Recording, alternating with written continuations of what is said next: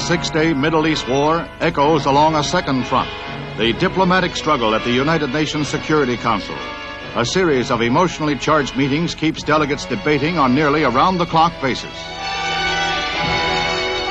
Syrian Ambassador George Tomei charges Israel with continued ceasefire violations, saying that Israeli tank forces advanced toward a branch of the Jordan River to establish control of a strategically important water resource. He calls it systematic invasion. Soviet delegate Nikolai Fedorenko heaps abuse and lashing invective on both Israel and the United States. In a blistering filibuster, Russia breaks diplomatic relations with Israel and threatens sanctions. Israeli Ambassador Gideon Raphael answers the truce violation charges, saying that his nation's troop and tank movements occurred before the ceasefire went into effect. Israeli government officers announced their victory wipes out previous armistice agreements and frontiers. And that victory is a swift, smashing, and total one, as crack Air Force, infantry, artillery, and tank corps combine to sweep across the Sinai Peninsula to the Suez Canal, east into Jordan, north into Syria. Thousands of prisoners are taken, while Jordan announces she lost 15,000 troops in the sudden and devastating campaign. Israeli spearheads race to the Gaza Strip, advance across the entire Sinai, taking Sharm el-Sheikh at the mouth of the Gulf of Aqaba, thus breaking the blockade. The old city of Jerusalem is captured, as well as Bethlehem, the west bank of the Jordan, and the drive into Syria stops just short of Damascus. Israel reports close to 700 of their troops killed, over 2,500 wounded. Egypt and Syria announce no casualty figures. Heavy air raids dealt the first stunning blow to UAR forces along the Gaza. A furious follow-up came from artillery, tanks, and foot soldiers.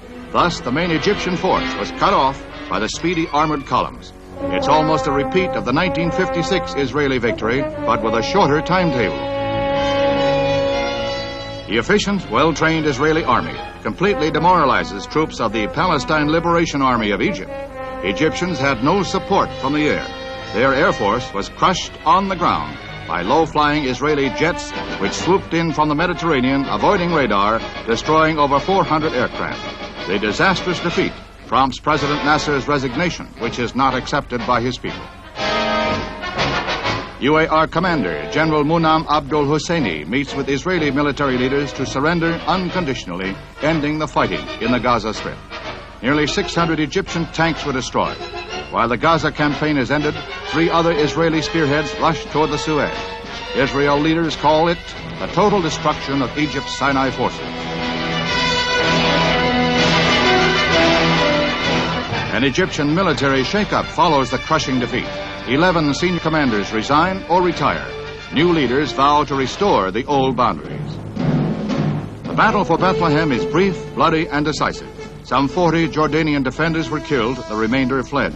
Israeli troops moved in behind tanks, while care was exercised toward all religious shrines.